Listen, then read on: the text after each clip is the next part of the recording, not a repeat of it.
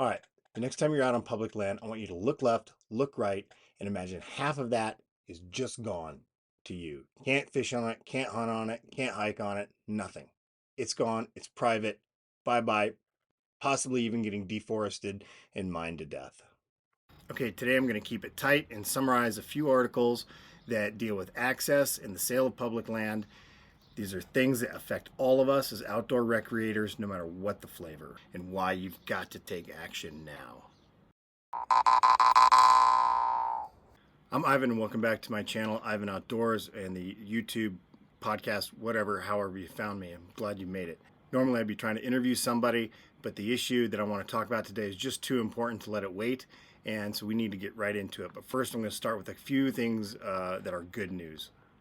We're going to do a little version of the good, the bad, and the ugly with this, and now the good. All right, in the latest American Whitewater Journal, if you don't subscribe, you should. If you're not a member already, you should be. If you're into whitewater, these guys support lots of conservation work for rivers, access work, as well as maintaining the river run information on their website. So they do a lot of good work. Please support them. Their link will be somewhere in the descriptions. Boat passage at Poudre River Diversion Dam moves forward. This is some good news. There's a big diversion dam at the bottom of the Poudre Canyon that is unrunnable. It's a low head dam, definitely unsafe. So they're going to move forward on removing that. After multiple years of advocacy by American Whitewater and the local outfitting community led by Rocky Mountain Adventurers, the city of Fort Collins has agreed to improvements that will allow for boat and fish passage at the Gateway Diversion Dam in the lower Cache La Poudre River Canyon. Installing fish passage at the dam diverts Poudre River water for the city's municipal water use is a feature of the mitigation plan for the expansion of Halligan Reservoir in the upper reaches of the North Fork. Boat passage, however, was not part of the plan until a coalition brought the concept to the city planners. American Whitewater funded the site survey and concept design for both the combined boat and fish passage at the structure. That's super awesome. That's going to connect an entire the entire stretch of the Poudre River, which is a wild and scenic river. Also, there's another dam a little further up that is also unrunnable, low head. Northern Water, who owns that one, has also signaled it is open to exploring fish and boat passage modifications at the Monroe Canal diversion. This diversion is a structure which, if improved, would restore the aquatic and recreational connectivity of the wild and scenic reaches of the Poudre with the bottom 6 miles all the way to the Picnic Rocks access, which is the mouth of the canyon. So that's awesome. And that's thanks in part to membership at American Whitewater as well as other conservation organizations. So that's awesome.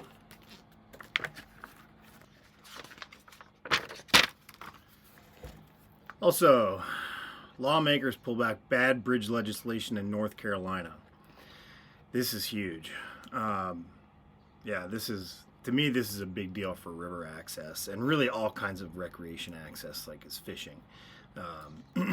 Earlier this year, North Carolina legislators introduced a bill that would have made using public bridges over rivers as put-ins and takeouts illegal. Thankfully, the language criminalizing the river access was recently removed from the bill and is no longer a threat. We'd like to thank the many boaters that reached out to your state legislators on this issue and the legislators that changed course. Boater outreach helped inform the legislature to step back from the bill that would have had major consequences. The public's right to travel on rivers is vital to the quality of life and economy of many areas in North Carolina and the United States more broadly. This right is under constant pressure from powerful interests who either don't understand the public's right or want to end them. American Whitewater and the boating community are protectors of these rights for current and future generations. Rely on membership. You should be a member. I'm a member. Donations. Go make one. And activism. That's what this is. From the river community to keep our waters open to the public. So that is the good. That concludes the good.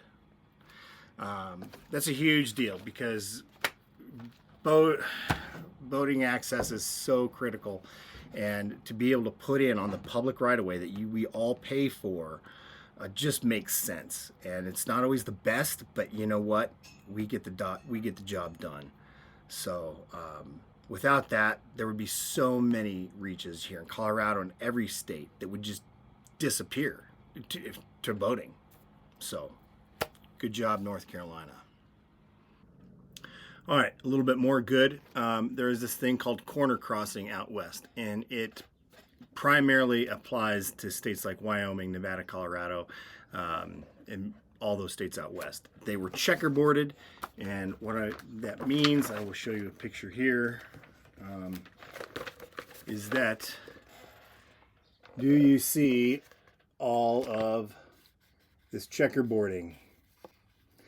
This is because the federal government, during the time when we were building railroads, they sold off every other section to the railroad. So that became private. They retained the other sections, so that it created this checkerboarding effect of public, private, etc. That has caused some issues because it ties up all of this public land without the landowners that are tying it up, paying taxes on it. They can use it. They don't have to get grazing right. They don't pay grazing right fees. It's essentially theirs, and they didn't pay for it. But you are paying for the upkeep of the whole system. In regards to stream access and wildlife access, they essentially control all the herds that are on their land. So those may be public assets, the wildlife. They charge an obscene amount of money to go hunt them because they can say, well, you know, I have 5,000 acres of private land, but I actually control more like 10 or 12,000 acres of land that's contiguous that I can sell hunts on. So this is kind of a big deal. Obviously, that is their livelihood, and I think they should still be able to sell hunts. However, I don't think that they should be able to control or essentially bar us from public lands. Because after all, we are all recreating more. People are trying to get out there more, and it's just putting more pressure on the places that we have. We need more access, not less. A little bit of background, real quick. These guys were hunting up in Wyoming, Carbon County. They crossed on a corner. The landowners busted them for it. They were issued citations. They appealed it. They took it on up, I think, to the Wyoming Supreme Court, all the way up, and then they appealed it again to the 10th Circuit Board of Appeals, or Court of Appeals, which also upheld the ruling in favor of the public landowners. That's us. So that's a huge win. That opens up an enormous amount of land that we would otherwise be barred from. And, you know, you can't hunt on it, can't fish on it, can't camp on it, can't paddle through it. You know, can't put in on it, take out on the river, can't hike through it, none of that, can't drive through it. So let's get into it. I'll read a few headlines right now. Okay, this first one is from Backcountry Hunters and Anglers. I'd like to say a couple words about them as an organization. They are definitely a good nonprofit to support, donate if you can, buy their merch. They do a ton, just like American Whitewater does as far as access goes. So they are really your public access land advocates if you are a hunter and an angler. The 10th Circuit Court affirms the district court decision in corner crossing case, upholding the public access rights. In a huge victory for public landowners, that's us. Today, Backcountry Hunters and Anglers applauded the ruling by the United States Court of Appeals, affirming the right to corner cross to access public lands. This is a pivotal decision that cements the legality of public access to millions of acres in public lands in the West.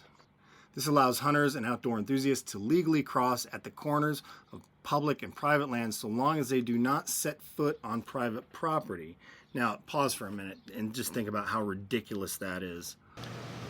So, you happen to navigate to the exact point where two section lines intersect, or survey lines.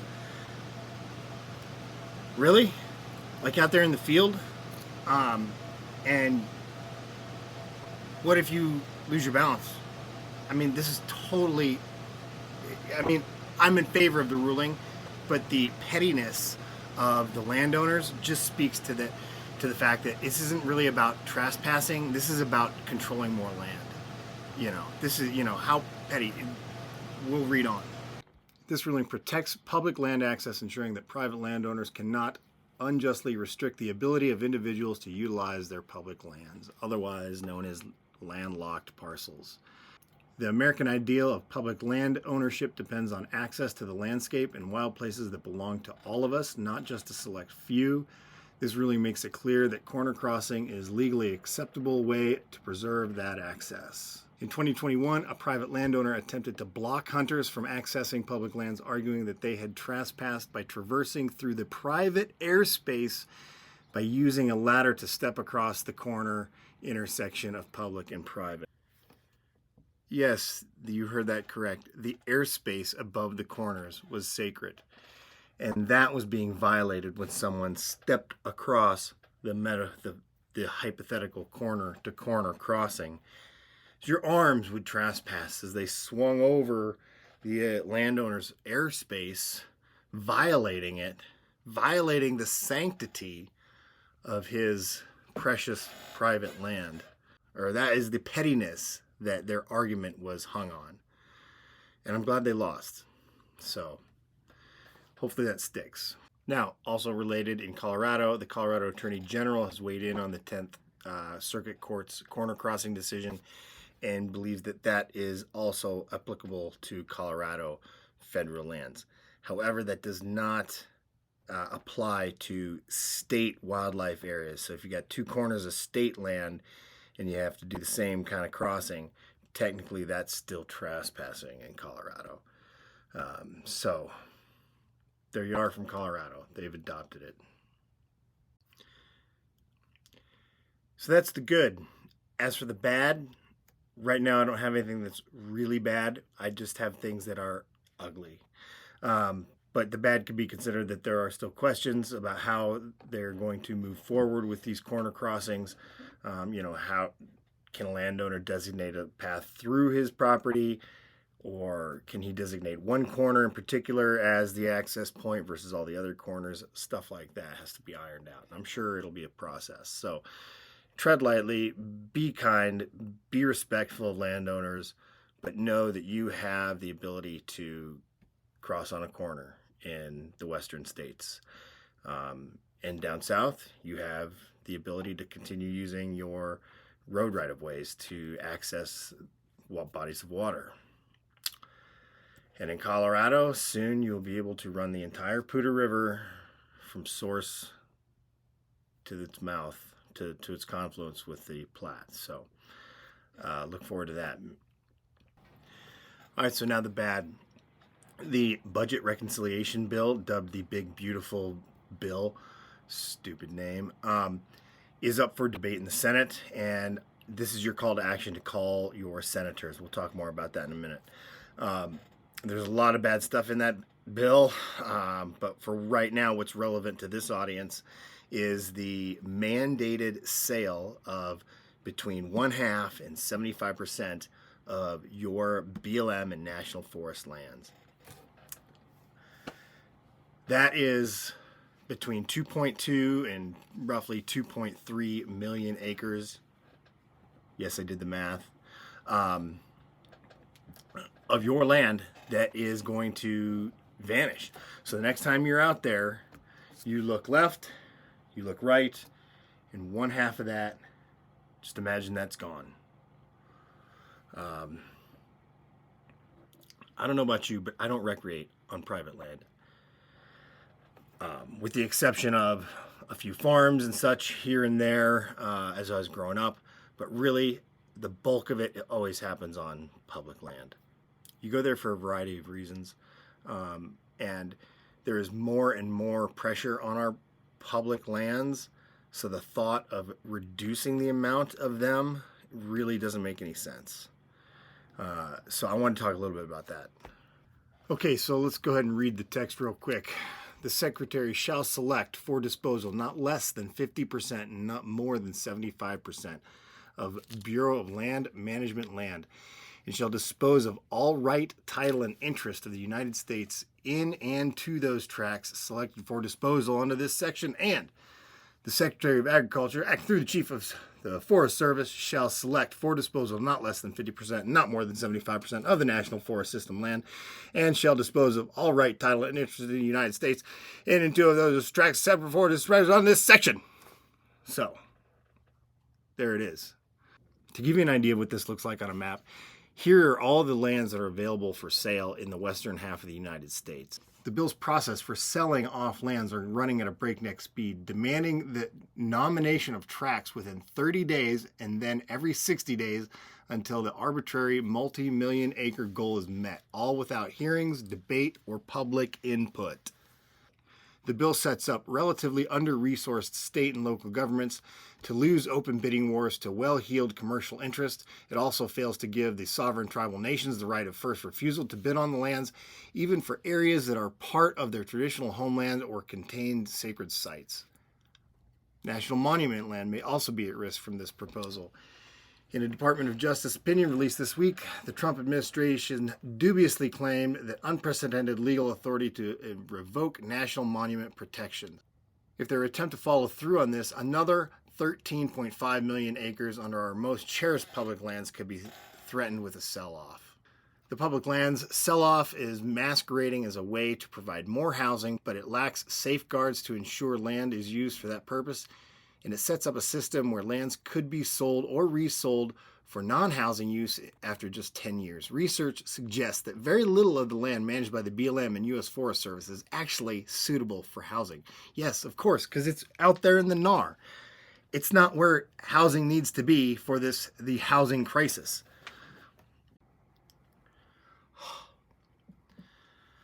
I mean, this is ridiculous.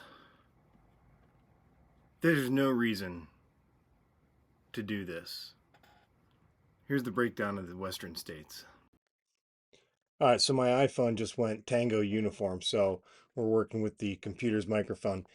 Alaska, 82 million available. Arizona, 14 million. California, 16 million. Colorado, 14, 21, 33, 14. I mean, it's just huge amounts.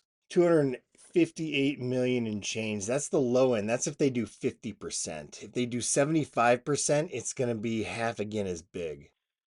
I mean, this makes no sense. Economically, environmentally, socially. I mean, why would you sell off one of the greatest natural assets we have as a country, including the mineral rights, the water rights, the surface rights, the timber rights, grazing rights, the recreation rights, all of it disappears.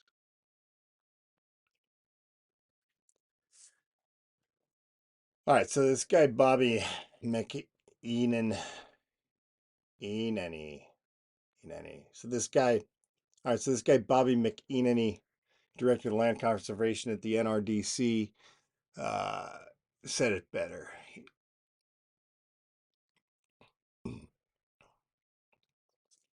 All right, so this Jamoke Bobby at the NRDC said it way more succinctly than I can. So I'll just read it to you. This is a fire sale of America's public lands and waters. The Senate proposal includes the worst parts of the House bill with expanded drilling, logging, and mining, but goes even further by mandating the sell-off of more than 3 million acres of public land, an area larger than Connecticut, while opening new leases in America's Arctic and locking in mandatory drilling in the Gulf of Alaska. Mandatory drilling. This bill would lead to a wave of irreversible extraction that will rob future generations of public access to land and waters that belong to all of us, not just to bankroll tax cuts for the super rich. As currently proposed, America will soon lose permanent access to public lands close to their home, their favorite trails, their parks, and even their favorite recreation areas. Once these lands are sold, no trespassing signs go up, there will be no going back. I mean, this makes no sense. Economically, environmentally, socially. I mean, why would you sell off one of the greatest natural assets we have as a country, including the mineral rights, the water rights, the surface rights, the timber rights, grazing rights, the recreation rights, all of it disappears. That's like owning a bank and selling the parking lot next to it with the bank. I mean, why wouldn't we retain all of that? Why would you do that? This is just a big land grab. This has nothing to do with the American people. And this is a really paltry way to pay for the debt. You think it's going to go out to people like you and me? You think we're going to have a chance to buy this stuff? But this is mostly going out to corporations. And corporations are things that can be bought by other nations.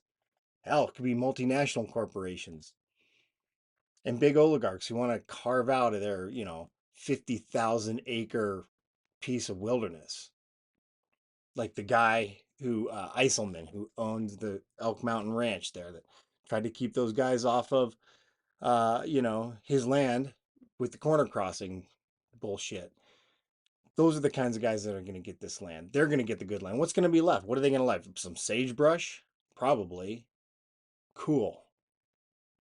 And no public input. Makes no sense. You lose all of the ability to make money if you want to just look at it purely financial, to make money off of that land. You lose the grazing rights, the mineral rights, the recreation value, the timber value, not to mention the environmental value. I mean, these places keep our earth clean. If you haven't noticed, the earth is a lot like a living organism, and we depend on it. The environmental damage is going to be uncountable, enormous. If you think it's hard to make corporations come to heel and obey environmental regulations now while they're on public land, leasing mineral rights on public land, if you think that's hard, how hard is it going to be when they're on private property? It's going to be impossible. There'll be no oversight. Not to mention the social cost in a growing world that's ever increasingly more crowded. You think we need less public places? You think that's going to go over real well? I hope this is an abject failure, and I hope you do too. And go out there and call your senator. It makes a difference. Call someone else's senator. It makes a difference. They have to log all those calls that they get in a day about a given subject. Think about the public pressure in North Carolina that helped scuttle a bill that would restrict your access to use a bridge right of way. That's the kind of public pressure that I'm talking about. Call them twice a day. There's this app called 5 Calls. It's free, and it makes it so easy to just make those calls and leave them a piece of your mind. Try to be nice. I say try because I can't guarantee that I'm always nice. Because it's not the person's fault on the other end of the phone unless you get the senator themselves. 5 Calls. Go get the app. It's free. Makes it super easy to make your calls. You pick a topic. It gives you a script if you want, um, but mostly you just get the direct number to their office. You bypass the switchboard. I'll put that number in here as well, though. And you call your senator, call someone else's senator, make 4 or 5 calls, and let them know what you think about this. So, hey, thanks for joining me on this. I normally don't like to do rants like this. I would much rather be doing something else, but it needs to be said. Even though I only have you guys, not many people out there, but maybe you'll spread it around. Every little bit counts. The calls really do make a difference. That's what I hear. Please support the nonprofits that will be linked below and are helping to fight this fight. They're really putting real boots on the ground. That's where your money goes if you do decide to donate to them. Um, I know there's a ton of bad stuff in this bill, some of it that would even make it impossible for the courts to stop executive branch. So that's really disturbing. You could hammer that one as well while you're at it.